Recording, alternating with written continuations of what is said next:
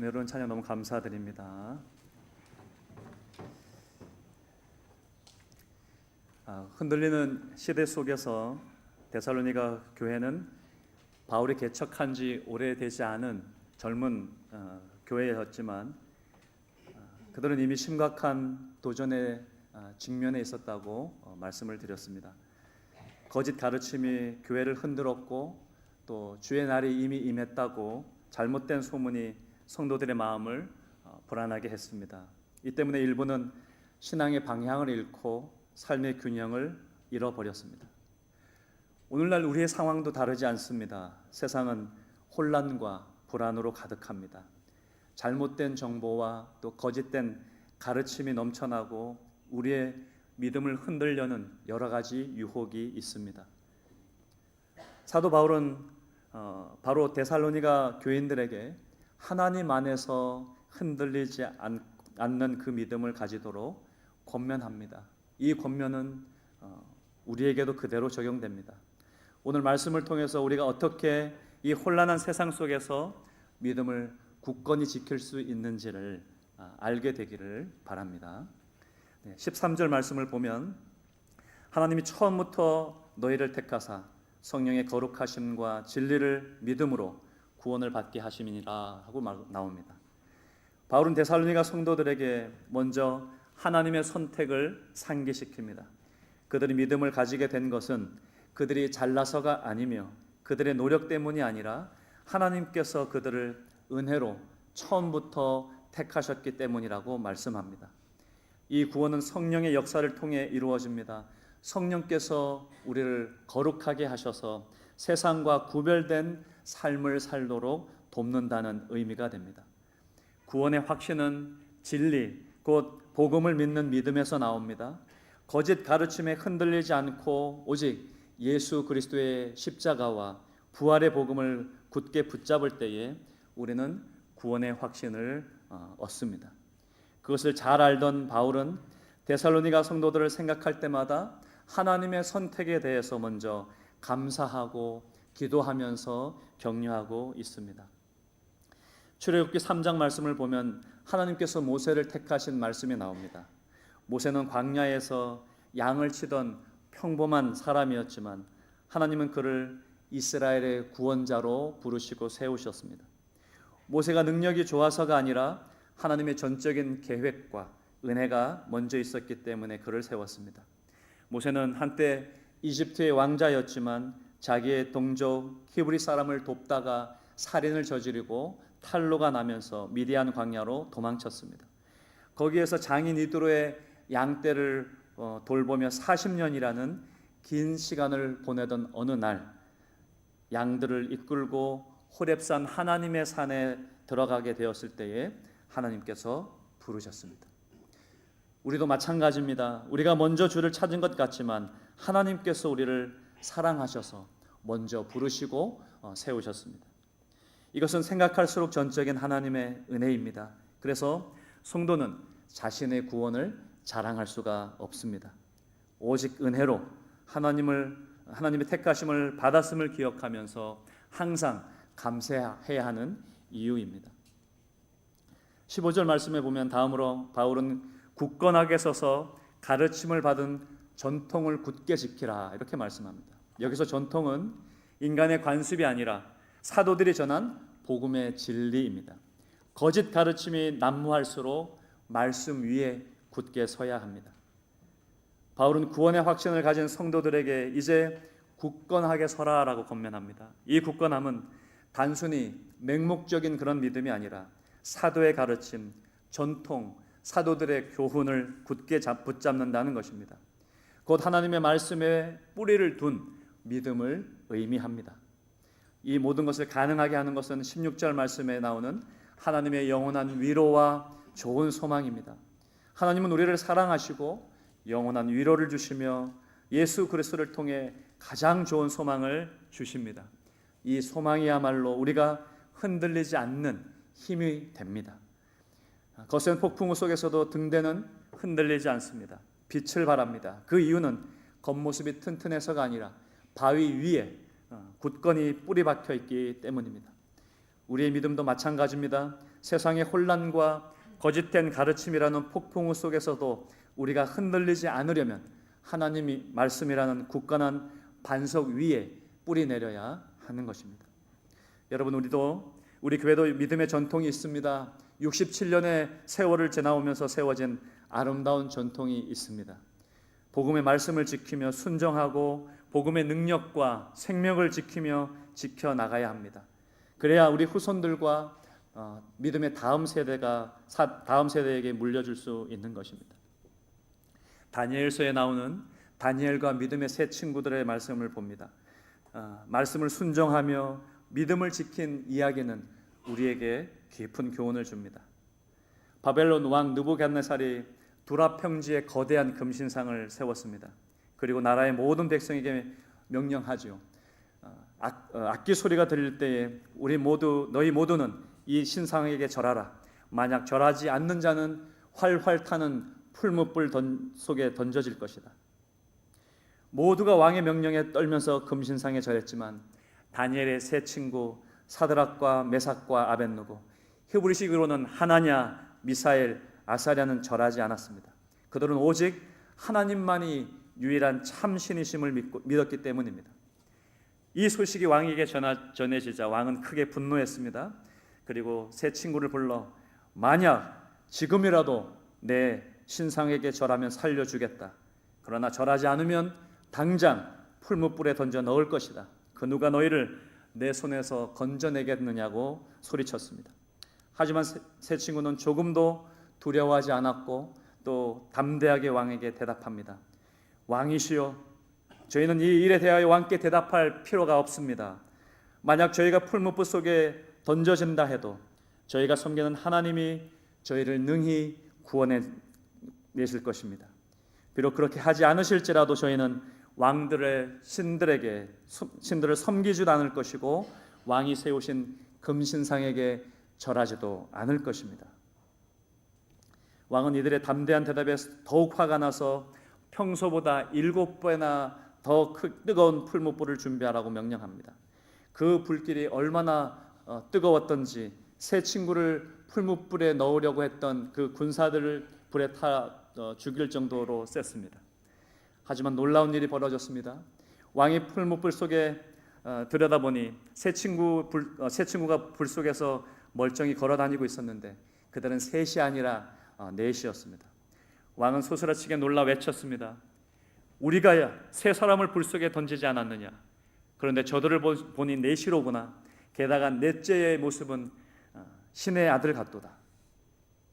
왕의 명령으로 풀무불 속에서 나온 세 친구는 머리카락 한 올, 옷 한 조각도 타지 않았고 심지어 불에 그을린 냄새조차 나지 않았습니다. 왕의 명령으로 풀무불 속에서 나온 세 친구는 하나님이 유일하고 참신이심을 나타냈고 이 사건을 통해 왕 또한 그들의 하나님이 유일하고 참된 신이심을 인정하고 모든 백성들에게 이스라엘의 하나님을 찬양하라고 명령했습니다.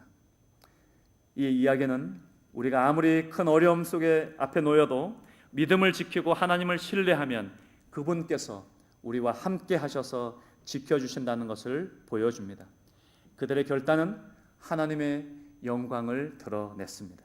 그들은 자기들의 삶이 오직 하나님께 속해 있다는 확고한 진리의 말씀을 굳게 붙잡았기 때문에 어떤 위협 앞에서도 담대할 수 있었던 것입니다. 오늘날 신앙의 기준은 세상의 유행이 아니라 변함없는 하나님의 진리의 말씀입니다. 그 진리의 말씀을 지켜나가야 합니다. 16절에서 사도 바울은 더 강조하며 말씀합니다. 영원한 위로와 좋은 소망을 은혜로 주신 하나님, 그 하나님께 바울은 성도들이 위로받고 선한 일과 말에 굳건하게 되기를 바라며 축복의 말씀을 전합니다. 열왕기상 19장 말씀에 보면 바울과 아세라 제사장들과 대결을 벌이고 대승리를 했던 엘리야가 대결을 다 끝난 후에 반드시 너를 죽이겠다는 그 이세벨 그 여왕의 말 한마디에 엘리야는 두려움에 사로잡혀서 광야로 도망을 칩니다. 그는 혼자서 하루길을 더 걸어 로뎀나무 아래 주저앉아 하나님께 죽기를 구합니다. 주여, 넉넉하오니 지금 내 생명을 거둬 주시옵소서 라고 말하며 극심한 좌절감에 빠졌습니다. 바로 그때 하나님께서는 절망에 빠진 엘리야를 외면하지 않으셨습니다. 엘리야가 로뎀나무 아래에 잠들었을 때에 천사가 나타나 그를 어루만지며 일어나서 먹으라. 엘리야가 보니 머리밭에 숯불에 구운 떡과 물 한 병이 있었습니다. 그는 먹고 마신 후에 잠이 듭니다. 천사가 또 다시 나타나 일어나서 먹으라. 내가 갈 길을 이기지 못할까 걱정이 된다라고 말씀하십니다. 엘리야는 다시 먹고 마시고 힘을 내어서 40일 밤낮을 걸어 하나님의 산 호렙에 이르게 됩니다. 아까 말씀드렸던 또 모세가 부름을 받았던 산입니다. 이것은 단순히 음식을 주는 것을 넘어선 위로였습니다. 하나님께서는 엘리야의 육체적인 한계와 필요를 먼저 돌보셨습니다. 우리의 영적인 싸움은 종종 육체적인 회복이 필요할 때가 많습니다. 호렙산에 도착한 엘리야는 동굴에 들어가 또 몸을 피합니다. 그때 하나님의 음성이 또 들려옵니다. 엘리야야, 네가 어찌하여 여기 있느냐? 엘리야는 대답합니다. 내가 주 만군의 하나님을 위하여 열심히 유별하오니 라고 대답하며 자신의 외로움 또 절망을 토로합니다. 하나님은 엘리야의 절망을 꾸짖지 않으시고 그의 마음속 이야기를 들어주셨습니다. 하나님께서는 큰 바람과 지진 그리고 불 가운데 계시지 않고 조용하고 세미한 소리 가운데 나타나셨습니다. 이것은 하나님께서 엘리야에게 세상의 소리가 아닌 하나님의 부드러운 그 음성에 귀 기울이게 하시도록 가르치신 것이었습니다. 하나님께서는 엘리야에게 다시 사명을 주십니다. 너는 내 길을 돌이켜 광야를 통하여 다메섹에 가서 하사엘에게 기름을 부어 두로 왕으로 삼고 아람 왕으로 되게 하고 예후에게 기름을 부어 이스라엘 왕이 되게 해라. 또 엘리사에게 기름을 부어 너를 대신하여 선지자가 되게 하라고 하셨습니다. 그뿐만이 아닙니다. 엘리야는 자신만 홀로 남았다고 생각했지만 하나님은 그에게 새로운 동력자를 붙여주셨습니다. 특히 엘리사는 엘리야의 후계자가 되어서 그의 사역을 잇게 됩니다. 또한 바알에게 무릎 꿇지 않은 7,000명의 남은 자들이 있다고 말씀하시며 그가 혼자가 아니었음을 깨닫게 하시고 위로하셨습니다. 이 이야기에서 우리는 하나님께서 절망에 빠진 자녀를 어떻게 돌보시는지를 배울 수 있게 하십니다. 하나님은 우리의 절망을 아시고 먼저 필요한 것을 채워주시며 부드러운 음성으로 위로하시고 다시 힘을 주어 사명을 감당케 하시는 분이심을 믿습니다. 하나님의 위로는 단순한 감정 회복이 아니라 다시 일어설 힘을 주십니다.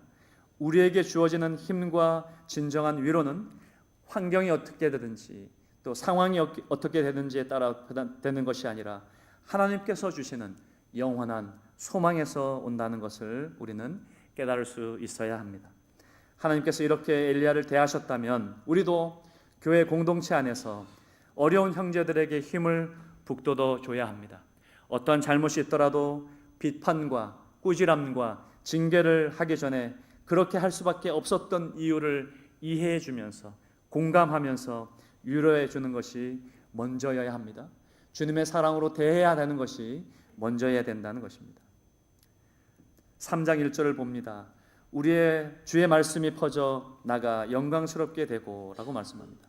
바울은 데살로니가 교인들에게 복음이 막힘없이 전파되기를 기도해 달라고 요청합니다. 바울 일행이 고린도에 약 1년 6개월 머무는 중에 이 편지를 썼을 것이라고 말씀드렸습니다. 고린도에는 하나님의 백성이 될 사람이 적지 않았지만 복음을 전하는 것이 쉽지 않았습니다. 바울 일행은 고린도에서도 어려움을 겪으면서 가능하면 많은 사람들에게 복음을 전하려고 부단히 노력했습니다. 바울은 데살로니가를 떠나 베레아를 거쳐 아테네에서 복음을 전했지만 큰 성과를 얻지 못했습니다. 그리고 고린도로 이동하여서 비교적 긴 시간 동안 머물렀습니다. 이곳에서 그들은 여러 가지 어려움에 직면했습니다. 육체적인 노동, 경제적인 어려움이었습니다. 바울은 복음 전도를 위해서 교회로부터 물질적인 도움을 받기보다는 스스로 자급자족하려고 애썼습니다. 천막을 만드는 일을 하면서 생계를 유지했는데 이는 그가 복음을 전하면서 누구에게도 짐이 되지 않으려는 마음 때문이었지만 그만큼 육체적으로도 매우 힘든 시기를 보내었습니다. 또 고린도에서도 유대인들의 반대가 극심했습니다. 그들은 바울이 전하는 복음을 받아들이지 않았을 뿐만 아니라 그를 대적하고 비방했습니다. 심지어 바울을 고린도 총독 갈리오에게까지 고소까지 했습니다. 바울은 사람이기에 이들의 거센 반대에 지치고 두려웠을 것입니다. 사도행전 18장 9절 말씀에 보면 하나님께서 밤에 환상 중에 두려워하지 말고 침묵하지 말고 말하라라고 말씀하신 것을 보면 바울의 마음이 얼마나 위축되었는지 보여줍니다. 데살로니가 교회가 핍박받고 있다는 소식 외에도 예수님의 재림에 대한 거짓 가르침 때문에 큰 혼란을 겪고 있다는 소식을 들었습니다. 주님의 날이 이미 임했다는 잘못된 소문 때문에 또 일부 성도들은 일도 하지 않고 무질서하게 행동하고 있다는 소식도 들었기 때문에 바울은 이 문제에 대해서 명확한 교훈을 주기 위해서 편지를 썼다고 전해지고 있습니다. 이런 상황 속에서 바울은 오늘 읽은 3장 1절에서 보는 것처럼 성도들에게 또 두 가지 기도 요청을 합니다. 첫째는 복음이 빠르게 전파되도록 주님의 말씀이 퍼져나가 영광스럽게 되도록 기도해 달라고 요청했습니다. 바울은 자신을 향한 개인적인 그런 기도를 요청하기에 앞서서 하나님의 복음이 널리 전파되도록 먼저 기도해 달라고 부탁합니다. 그는 고린도에서 복음을 전하는 일이 쉽지 않았고 많은 반대에 부딪혔습니다. 그럼에도 복음이 승리하고 영광스럽게 되기를 간절히 바랐습니다. 이는 바울 사도의 궁극적인 목적이 개인의 안위가 아니라 하나님의 나라가 확장되는 것임을 보여주는 것이었습니다. 두 번째, 바울은 복음을 대적하고 방해하는 악하고 불의한 사람들로부터 자신을 건져주기를 위하여 기도해달라고 요청합니다. 악하고 불의한 사람은 고린도의 극심한 반대자들, 거짓 교사들이 포함됩니다. 이들은 바울의 사역을 방해하고 교회를 흔들며 또 복음 전파를 가로막는 세력이었습니다. 바울은 이들의 방해로부터 보호받고 복음이 안전하게 전해질 수 있도록 성도들에게 기도가 필요하다고 느껴서 요청했던 것입니다. 성도 여러분, 기도 부탁은 아무에게나 하지 않습니다. 기도 부탁을 하면 반드시 기도해 줄 것이라는 그런 신뢰가 있을 때 부탁을 합니다. 바울은 기도 요청에 이어 믿음의 확신을 전합니다. 3장 3절 말씀에 주는 믿부사 너희를 굳건하게 하시고 악한 자에게서 지키시리라. 여기서 믿보다는 신실하다는 뜻입니다. 다시 말해 하나님은 약속을 지키시는 신실한 하나님이시며 변치 않으시는 분이라는 그런 의미가 됩니다. 바울은 데살로니가 교인들에게 비록 세상에는 악한 자들이 많고 복음 전파에 방해되는 일들이 있을지라도 우리 하나님은 그 모든 어려움 속에서도 우리를 굳건하게 붙들어 주시고 악한 자들에게서 지켜주시는 분이심을 확신해 시켜줍니다. 이 확신은 그들에게 또 우리에게 큰 위로와 용기를 줍니다. 저희도 마찬가지입니다. 불안하고 흔들릴 때마다 주님을 향한 하나님의 그 신실하심을 믿고 의지해야 하는 것입니다. 그리고 마지막 바울은 5절 말씀에 주께서 너희 마음을 인도하여 하나님의 사랑과 그리스도의 인내에 들어가게 하시기를 원하노라라고 말씀합니다. 이 말씀은 우리의 믿음 생활의 핵심을 알려줍니다. 그것은 바로 사랑과 인내입니다. 바울은 데살로니가 교인들에게 주님의 사랑과 인내에 들어가기를 원한다고 축복하며 기도하는 것입니다. 하나님의 사랑을 깊이 깨닫고 그 사랑 안에서 살아갈 때에 우리는 모든 것을 참고 견디는 그리스도의 인내를 배울 수 있습니다.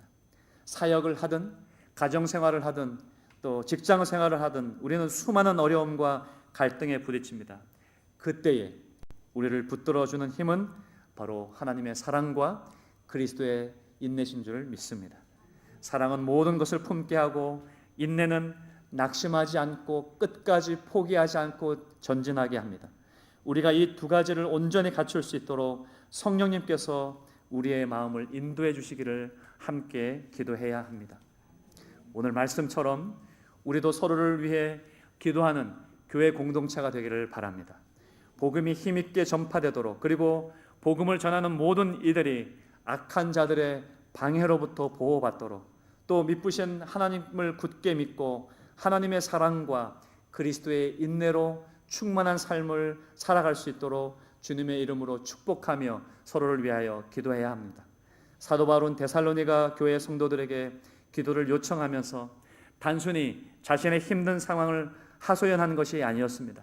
자신의 생명과 안전을 넘어 복음이 승리하고 모든 방해로부터 보호받기를 바랐던 것입니다. 이것은 그리스도인들이 함께 기도함으로 서로의 사역을 돕고 또 복음 공동체를 굳건하게 세워야 함을 보여주는 말씀입니다. 저희 교회 또 한국 교회도 믿음의 공동체로서 아름다운 이런 분위기가 되었으면 좋겠습니다. 우리가 어떤 어려움을 당할 때에 먼저 생각나는 곳이 교회여야 합니다. 교회의 지체들이 나를 위해 기도해 준다는 신뢰와 확신이 있어야 기도 부탁을 할 수 있습니다. 서로의 잘못이나 어려움이 있을 때에 기도 부탁을 해도 흠이 되지 않고 나를 위해서 진정으로 기도해 주는 교회가 있다는 것을 믿고 서로가 격려하며 위로하는 교회, 또 신뢰하며 기도 부탁을 할 수 있는 더 좋은 교회가 되기를 바랍니다. 오늘 우리는 데살로니가 말씀을 통해서 혼란한 시대 속에서 믿음을 굳건히 지켜나가는 세 가지 중요한 진리를 배웠습니다. 하나님의 선택과 구원의 확신에 믿음의 뿌리를 내릴 것, 또 말씀을 굳게 붙잡고 흔들리지 않을 것, 신실한 하나님을 의지하며 서로를 위해 기도할 것. 이 모든 것들을 통해서 우리가 이 시대의 거짓된 물결에 휩쓸리지 않고 예수 그리스도의 영광을 위하여 굳건히 서는 믿음이 용사들이 되어서 승리할 수 있기를 바랍니다. 기도드리겠습니다.